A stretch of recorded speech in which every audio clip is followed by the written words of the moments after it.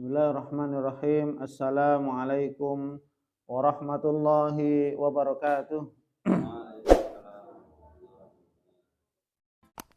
Alhamdulillahirabbil alamin. Hamdan katsiran thayyiban mubarakan fi kama yuhibbu rabbuna tabaraka wa ta'ala wa yarda.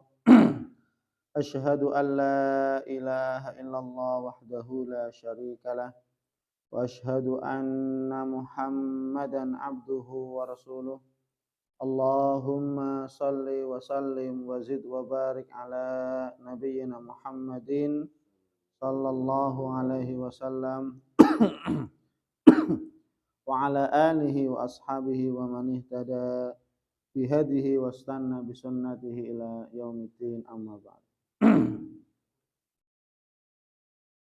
Muslimin muslimat yang dimuliakan oleh Allah Subhanahu wa taala, mari kita awali majelis ilmu ini dengan baca doa talabul ilmi. Bismillahirrahmanirrahim. Rabbi zidni ilman, Allahumma warzuqni ilman yanfa'uni, amin. Alhamdulillah, insyaallah pada Jumat subuh kali ini, kita akan melanjutkan pembahasan tentang dosa besar yang ke-21. Ya, masih di dosa besar yang ke-21, yaitu mencuri. Ya. Kemarin bahwasanya disampaikan, ya, Nabi kita yang mulia Muhammad sallallahu alaihi wasallam tidak pandang bulu dalam menegakkan keadilan. Nabi kita yang mulia Muhammad sallallahu alaihi wasallam sangat menjunjung tinggi yang namanya keadilan. Siapa saja yang bersalah pasti dihukum. Tidak memandang apakah itu anaknya, tidak memandang apakah itu cucunya, saudaranya, kerabatnya, manusia biasa, pejabat, dan seterusnya. Dan ini pula diamalkan oleh para khalifah-khalifah pengganti Rasulullah Shallallahu Alaihi Wasallam. Abu Bakar, Umar, Utsman, Ali, dan seterusnya. Ya.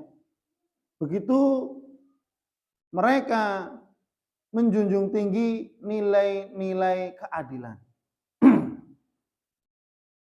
Karena keadilan ini mendatangkan rahmat, kasih sayang. Keadilan mendatangkan kesejahteraan, mendatangkan kemakmuran. Maka kalau seandainya orang-orang yang mencuri ini dibiarkan begitu saja, mengambil terus, mencuri terus, kalau tidak diambil tindakan secara tegas, ini akan menjadi hal yang sangat besar. Kalau dibiarkan makin membabi buta. Ya. Yang tadinya mungkin mencuri hanya sekian, tidak diambil tegas, maka apa? Akan lebih banyak lagi. Ya. Bahkan apa? Khawatirnya kalau tidak diambil tindakan secara tegas, perilaku-perilaku mencuri seperti ini menular. Apa? Menular. Kok itu nggak diproses? Wah, enak ya, sudah ngambil uang banyak, nggak diproses hukum. Wah, ikutlah. Bukan gitu. Hanya menjadi marak sekarang.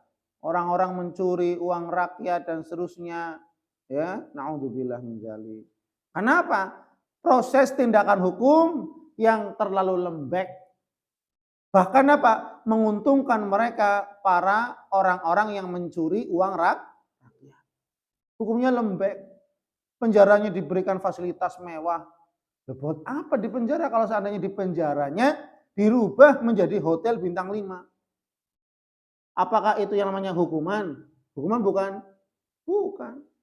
Maka kata Nabi, kata Allah Subhanahu wa taala, kalau dalam hukum Islam, mereka orang-orang yang mencuri uang, ya, dipotong tangannya. Insya Allah kalau seandainya mengamalkan apa yang Allah Subhanahu wa taala tetapkan, akan ada yang namanya efek jerah. Dijamin insya Allah dia akan mengambil sekali lagi. Ya. Kenapa? Lihat tangannya putus satu. Kalau mencuri lagi berarti potong tangan lagi. Berarti sudah nggak punya dua tangan. Maka kalau seandainya betul-betul ini diterapkan, maka insya Allah akan mengurangi efek jerah. Ya, karena ini perintah Allah Subhanahu wa taala. Maka dalam hadis yang lain, Nabi kita yang mulia Muhammad sallallahu alaihi wasallam mengatakan, dari Mansur, dari Hilal bin Yasaf, dari Salamah bin Qais, dia berkata radhiyallahu anhum, semoga Allah meridainya, qala Rasulullah sallallahu alaihi wasallam. Rasulullah sallallahu alaihi wasallam bersabda, ya. Yang hadis ini diriwayatkan oleh Ibnu Abi Asim dalam kitabnya As-Sunnah, yang syarat atau sanad hadis ini sesuai dengan syarat Imam Muslim, berarti menunjukkan hadis ini hadis yang sahih. Ala innama hunna arba. Ketahuilah bahwasanya larangan itu ada 4. Dalam hadis ini ya, larangan itu ada 4. Alla tusyriku billahi syai'a. Janganlah kalian mempersekutukan Allah Subhanahu wa taala dengan sesuatu apapun. Ini larangan pertama jelas. Jangan kalian sekali-kali menyekutukan Allah Subhanahu wa taala dengan sesuatu apapun. Ya, mau dengan jabatan, uang, keluarga, jangan. Dengan hewan, jangan. Sembah Allah semata sudah. Tidak boleh menyembah kepada selain Allah Subhanahu wa taala. Ini sebagai bentuk konsekuensi dari kita telah mengucapkan syahadat. Asyhadu alla ilaha illallah wa asyhadu anna Muhammadar Rasulullah. Maka barang siapa yang mereka telah mengucapkan 2 kalimat syahadat, mereka wajib menjadikan Allah Subhanahu wa taala satu-satunya Tuhan, satu-satunya sesembahan yang berhak disembah dengan benar. Tidak ada yang lain. Dan barang siapa yang mengucapkan asyhadu anna Muhammadar Rasulullah, maka dia harus menjadikan satu-satunya pedoman, satu-satunya teladan contoh dalam mempraktekkan kehidupan, dialah Nabi kita yang mulia Muhammad sallallahu alaihi. Kita tidak mengambil contoh kepada siapapun. Mengambil contoh kepada Nabi kita yang mulia Muhammad sallallahu alaihi wasallam. Wala taqtulun nafsal lati harramallahu illa bil haqq. Maka yang kedua, larangan yang kedua, janganlah kamu membunuh jiwa yang diharamkan oleh Allah Subhanahu wa taala untuk dibunuh illa bil haqq, kecuali dengan alasan yang benar. Kecuali dengan alasan yang benar. Kalau dalam hadis kan la yahillu damu mri'in muslimin illa bi ihda thalath.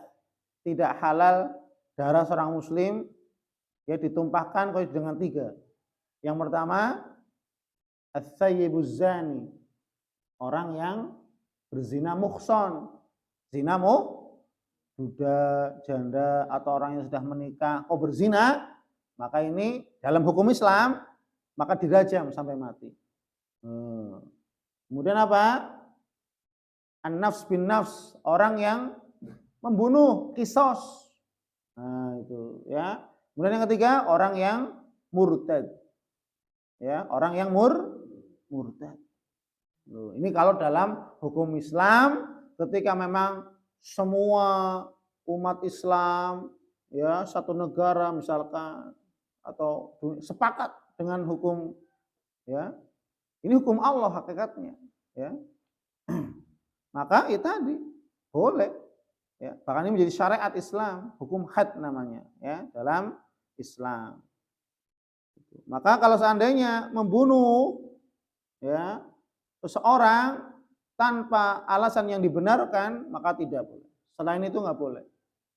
Misalkan karena sekarang ada orang maling, ya kita kroyok sampai mati, ini tidak dibenarkan. Tidak dibenarkan. Ya, karena yang pertama dia bukan zina muhsan, karena dia tidak ya murtad, ya, karena dia tidak membunuh, ya kan? Gitu. Maka tidak dibenarkan. Ya hanya kita sesuai dengan aturan. Kalau dia mencuri ya potong tangan sudah. Jangan sampai menghilangkan nyawa. Karena masing-masing itu sudah ada hukumannya masing-masing. Jangan sampai kita melebihi ya kapasitas hukum yang telah Allah tetapkan. Maka jangan terlalu ya over. Terkadang ada orang yang maling, mencuri, kemudian dikeroyok massa. Nauzubillah. Ini tidak dibenarkan, ya. Ya marah wajar, ya. Marah wajar, kita wajar marah, ya. Tapi jangan sampai menghilangkan nyawa karena ada masingnya. Hukumannya berarti potong tangan. Kalau seandainya hukum Allah ini ditegakkan, ya. Jadi yang kedua, jangan kamu membunuh jiwa yang diharamkan oleh Allah Subhanahu wa taala untuk dibunuh illa bil haq, kecuali dengan alasan yang alasan tadi yang disebutkan, ya, karena zina muhsan, karena kisos harus dikisos, dan karena murtad dari agama Islam. Kemudian yang berikutnya wala taznu, dan janganlah kalian berzina. Ini larangan berikutnya yang ketiga. Janganlah kalian berzina. Jangankan berzina, mendekati zina saja dilarang. Wala taqrabuz zina. Janganlah kalian sekali-kali mendekati zina. Mendekati saja dilarang, apalagi sampai terjatuh kepada perzinahan yang sesungguhnya. Jalan-jalan yang mendekati zina itu diharamkan oleh Allah Subhanahu wa taala dengan pacaran. Ya kan? Dengan segala macam. Pokoknya ini kan cara-cara mendekati zina. Pacaran. Maka pacaran dalam Islam diharamkan oleh Allah Subhanahu wa taala. Kenapa? Karena jalan mendekati perzinahan. Maka segala jalan-jalan yang mendekati perzinahan diharamkan oleh Allah Subhanahu wa taala. Wala tasriqu, dan janganlah kalian mencuri, kata Nabi. Kenapa? Karena mencuri itu merugikan orang lain, mendolimi orang lain. Mau yang dicuri itu orang miskin, mau yang dicuri itu orang kaya, sama-sama merugi. Apalagi yang dicuri sudah orang yang tidak punya, uang hanya segitu-gitunya saja, dicuri diambil. Dolim nggak kira-kira? Berarti orang kaya aja ya nggak boleh. Orang kaya juga nggak boleh dicuri, dolim. Apalagi orang yang tidak punya uang, orang miskin dicuri. Apalagi uang ini mungkin buat beli beras untuk besok, beli lauk, untuk berobat anaknya, untuk berobat orang tuanya, hanya itu-itunya saja. Loh kok diambil? Besok nggak makan. Ya enggak? Besok nggak bisa berobat. Besok nggak bisa bayar sekolah dan seterusnya. Loh kok diambil? Maka ini merupakan kezoliman. Paham ya? Paham nggak? Maka ini tolong diperhatikan, menahan diri. Kalau kamu nggak punya, tahan, sabar. Gitu. Yang penting kan masih makan kan gitu. Ya, yang masih makan. Jangan sampai apa? Mengambil hak orang lain. Maka di kehidupan besok bermasyarakat juga sama, tahan. Ya, yang penting istiqomah bekerja, yang penting bekerja. Ya, dan tidak lupa untuk apa? Tetap beribadah kepada Allah Subhanahu wa taala. Ini larangan yang keempat, wala tasriku, janganlah kalian mencuri, ya. Kemudian yang terakhir, Imam Az-Zahabi rahimahullah, beliau mencatat di sini, menulis bahwasanya terkait tentang taubat orang yang mencuri, haruslah dia mengembalikan apa yang dia curi. Ini syarat taubat bagi orang yang mencuri. orang yang mengambil hak orang lain syaratnya adalah dia wajib mengembalikan apa saja yang telah dia curi. Ya. Maka kalau dia tidak sanggup, maka dia berusaha meminta maaf kepada orang yang dicuri dan meminta kehalalannya. Tolong halalkan untuk saya ya. Jadikanlah sedekah untuk saya. Saya mohon maaf, saya bertaubat kepada Allah. Saya minta maaf sama kamu, saya tidak akan mengulangi lagi. Tolong jadikan itu sedekah untuk saya ya. Ya. Itu ini baru taubatnya diterima oleh Allah. Tapi kalau dia nggak minta maaf, ya, nggak mengembalikan, mau taubat kayak apa, tidak diterima oleh Allah Subhanahu wa Ta'ala. Kenapa? Karena syarat bagi orang yang mereka mencuri mengambil hak orang lain, ketika dia bertobat, dia harus meminta maaf, dikembalikan harta tersebut apa yang dia telah curi. Kalau dia tidak sanggup, tidak mampu mengembalikan, maka dia meminta kehalalan dari apa yang dia telah curi. Kalau curi uangnya, kembalikan uangnya. Kalau dia nggak sanggup, ya cicil. Kalau nggak sanggup, saya mohon maaf, saya nggak sanggup sama sekali. Untuk makan saya aja susah. Tolong minta kehalalannya ya Pak. Tolong minta kehalalannya ya Bu ya. Nah, kalau seandainya yang dicurinya ridho, ikhlas, ya sudah, jadinya sedekah. Ya, udah saya sedekahkan buat kamu, dapat pahala orangnya. Ya, itu. Maka ini tolong diperhatikan ya. Tolong diperhatikan. Jadi resiko bagi mereka orang yang mencuri, ya, taubatnya dia harus mengembalikan apa yang telah dia curi. Ya, dengan cara apapun, dengan nyicil dan seterusnya. Maka kalau dia tidak sanggup, dia meminta kehalalan. Terus dicari kehalalannya. Tolong halalkan untuk saya ya. Tolong halal. Tapi jangan mentang-mentang dihalalkan terus malah padahal dia mampu untuk mengembalikan uangnya, malah dia apa? Meminta kehalalan. Nah, ini tidak dibenarkan juga. Kalau dia sanggup mengembalikan, kembalikan. Kalau memang dia hakikatnya tidak sanggup sama sekali, maka dia minta kehalalan. Dan orang yang dicuri juga ya berhak tadi. Mau saya tetap uangnya saja kembali. Terserah. Bagi orang yang saya nggak ikhlas, pokoknya uang itu kembali karena itu uang buat makan saya. Misalkan gitu. Karena uang itu buat beli beras. Karena uang itu buat apa ini. Itu kembali kepada orang yang ikhlas atau tidak. Kalau nggak ikhlas, kembalikan uang kembali. Harus kembali. Dengan cara apapun, dicicil dan seterusnya. Ya. Tapi kalau ikhlas, maka jadinya pahala sedekah untuk orang yang dicuri tadi. Ya, maka tadi ya kita harus betul-betul menahan diri, melatih diri, jangan sampai kita terjerumus ke dalam perangkap setan, terjebak dalam kezaliman, yaitu apa? Berupa mencuri, mengambil harta orang lain secara sembunyi tanpa izin. Wallahu a'lam. Semoga bermanfaat. Subhanakallahumma wabihamdik, asyhadu an la ilaha illa anta, astaghfiruka wa atubu ilaik, wal afu minkum.